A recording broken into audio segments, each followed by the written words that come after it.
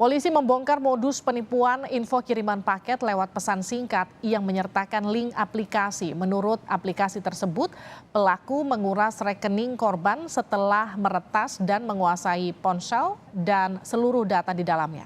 Korban sebanyak 493 orang dengan kerugian mencapai 12 miliar rupiah. Bagaimana mekanisme penipuan dengan modus ini dan apa yang perlu diwaspadai? Kita akan sapa Pratama Persada, pakar keamanan siber. Selamat malam Pak Pratama. Selamat malam, Mbak. Ini modusnya seperti apa? Kita sebetulnya sempat mendengar ini beberapa bulan yang lalu, tapi kenapa korbannya tetap semasif ini? Ya, Mbak, saya pikir ini ada beberapa sebab ya gitu. Yang pertama adalah karena masyarakat tidak begitu mengerti tentang literasi digital kalau handphonenya itu atau device-nya itu gampang terinfeksi malware begitu.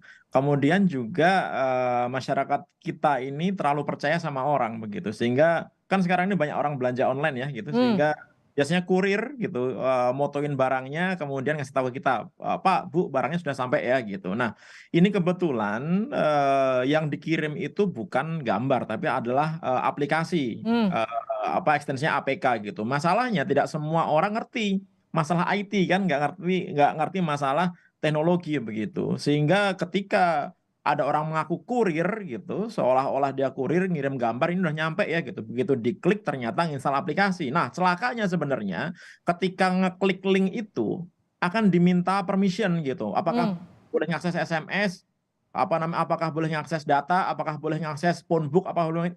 Nah, masyarakat kita suka nggak peduli, tekan yes yes yes yes, Oke, sep gitu semuanya. ini Ya, saya izin potong. Jadi ketika kita klik linknya sebetulnya sudah ada permission di sana. Jadi sebetulnya kalau kita agak sedikit lebih cermat dan teliti, tidak asal klik-klik itu kita sudah tahu bahwa ini ada upaya dari aplikasi untuk mengakses dari mulai aplikasi handphone sampai nomor telepon begitu yang ketika kita mengklik itu begitu Pak ya, Pratama. secara default apa namanya sistem di dalam handphone kita ini sebenarnya sudah punya level security sendiri gitu. Dia akan bertanya kepada si pemiliknya, ini boleh nggak ngakses ini, boleh nggak ngakses ini gitu. Kan aneh tuh ada gambar minta akses ke phone book, minta akses Oke. ke data dan lain-lain begitu. Tapi karena kita suka nggak peduli karena pengen lihat gambarnya, tekan yes yes saja. Nah, begitu semuanya sudah oke, tiba-tiba aplikasi terinstall, apa yang terjadi? Aplikasi ini adalah malware namanya tipenya adalah RAT gitu, Remote Access Tool gitu. Jadi dia bisa menginfeksi handphone kita dan bisa digunakan untuk mengambil alih handphone kita. Jadi handphone kita ini dikendalikan dari jarak jauh si pengirim malware-nya ini. Oke. Kemudian juga malware ini bisa melakukan sniffing terhadap apapun yang kita ketikkan di dalam handphone kita. Hmm. Jadi kayak keylogger gitu, kita ngetik PIN dia bisa baca, ngetik password dia bisa baca gitu. Sehingga ketika dia mengakses handphone kita, kemudian membutuhkan PIN, membutuhkan password untuk transaksi, dia udah tahu itu. Sehingga dia bisa melakukan dari jarak jauh tanpa kita sadari gitu. Oke. Jadi handphone kita jalan sendiri gitu, Mbak. Pak Pratama, kalau kita mengakses mobile banking sebelum kita mengakses aplikasi peretasan tersebut, apakah kemudian juga tetap terbaca ataukah memang baru terbaca setelah aplikasi tersebut menjebak kita dan kita mengakses PIN? Baru terbaca setelah ada aplikasi malware ini masuk ke dalam kita, Mbak. Sebelumnya nggak terbaca karena kan PIN itu tidak tercatat di handphone sebenarnya. Jadi kalau Oke. kita memasukkan PIN, memasukkan password itu harusnya tidak tercatat di handphone. Yang jadi masalah ketika malware itu sudah terinstall ke handphone kita ketik password atau ketik PIN itu direcord sama malware ini Oke. sehingga dia bisa tahu dengan tepat si user ini lagi menggunakan apa mobile banking apa, BRI, BCA, Mandiri dan lain-lain, semuanya bisa gitu. Nah, itu yang akhirnya menjadi apa data bagi si pengirim malware ini untuk melakukan transaksi Baik. menggunakan handphonenya si user. Karena kan nggak mungkin. Karena gini, sebenarnya internet banking itu apa mobile banking itu punya security. Dia Ya, nggak bisa digunakan di handphone lain karena autentikasinya ada menggunakan SIM card, dia menggunakan identifikasi dari handphonenya gitu. betul.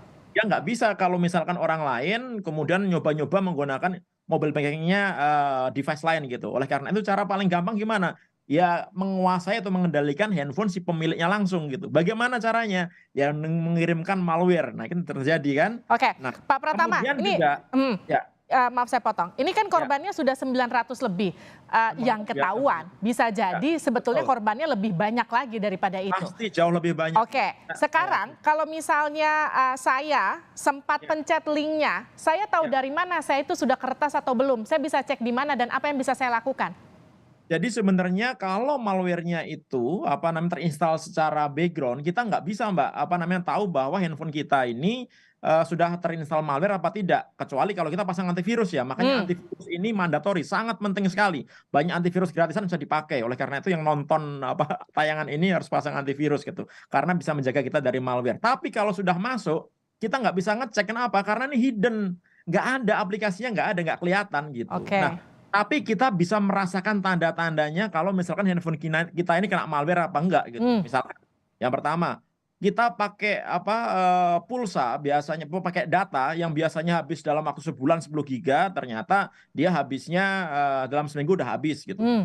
Baterai yang biasanya semalaman baru kita cas, tiba-tiba siang udah habis gitu. Atau tiba-tiba handphone kita taruh dalam keadaan idle, kita pegang kok hangat nih gitu. Hmm. Berarti ada yang kerja di belakang layar nih gitu. Nah, itu ada tanda-tanda ada malware yang bekerja di handphone kita gitu. Atau misalnya kita dapat SMS dengan Oke. karakter-karakter yang aneh gitu. Atau misalkan tiba-tiba handphone kita restart gitu. Nah, itu ada masalah di handphone kita, sehingga harus kita benerin dulu handphone kita ini gitu, supaya kita yakin bahwa handphone kita ini benar-benar clean. Oke, Pak, kita cukup hard reset ataukah misalnya katakanlah gini, Ya, penyelamatan pertama ketika kita curiga setelah pencet ya. aplikasi apakah kita terjebak atau enggak, apakah kita Ya. bisa langsung uninstall mobile bankingnya terus kita selamat atau Nggak gimana? bisa, nggak bisa kita install mobile banking ya, karena itu nggak ngaruh gitu. Oke, Kita install aplikasi M-Banking, kita install nggak ngaruh karena malware-nya ada di dalam handphone kita. Cara terbaik dan tercepat adalah kita backup semua data-data kita di device lain di komputer gitu. Kemudian kita lakukan factory reset. Setelah hmm, itu baru kita balikin lagi datanya dan install antivirus gitu. oke, Sehingga jadi harus ada factory malware lagi reset nggak ya, bisa. reset ulang Iya. semuanya ya? Iya, tapi gini, ada beberapa malware yang dia masuknya bukan di sistem drive-nya device gitu. Dia bisa masuk ke EEPROM-nya. Hmm, Artinya apa? Walaupun kita factory reset, tapi malware-nya nggak hilang gitu. Tapi aduh, terus gimana APK-nya dong? kayaknya sih nggak. APK yang digunakan untuk RAT ini kita factory reset dia bisa hilang gitu. Tapi ada malware-malware lain yang begitu masuk, dia masuk ke EEPROM, nggak bisa kita hapus walaupun kita di factory reset gitu. Oleh karena itu cara terbaik apa ya, ganti handphone gitu. Oleh karena itu sebelum Oke, kita kena itu harus punya antisipasinya hmm, apa? Selalu update sistem operasi yang ada di handphone kita. hmm, Kemudian jangan menggunakan jangan install aplikasi dari pihak ketiga selain di Apple Store atau Google hmm, Play. Google Play sama Apple Store aja banyak aplikasi yang masih ada malware-nya, apalagi dari luar gitu oke, ya kan. Nah, kemudian juga jangan klik link sembarangan. Udahlah, haram itu sebenarnya gitu. Kalau saya boleh bilang gitu, nggak usah lah klik link sembarangan. Kalau ada link, mendingan ketik aja di browser gitu, misalnya dari bank gitu, ketik aja di browser gitu, mencari informasinya, jangan ngeklik linknya. Kenapa? Karena banyak juga malware yang dia tidak butuh permission dari user gitu. Jadi begitu kita klik, tiba-tiba ke install aja gitu. Nah, itu oke. bahaya. Contohnya beberapa yang kena, jurnalis kan dulu pernah kena itu kan. Begitu diklik tiba-tiba udah ke install aja Hmm. gitu. Nah, itu bahaya juga gitu. Oke, semoga perbincangan kita ini bermanfaat untuk para penonton yang menyaksikannya dan juga bisa mengantisipasi diri supaya tidak terjebak dalam Ya. aplikasi yang bisa meretas sistem keuangan kita. Terima kasih Pak Pratama Persada, pakar keamanan siber telah bergabung bersama kami di Sapa Indonesia Malam.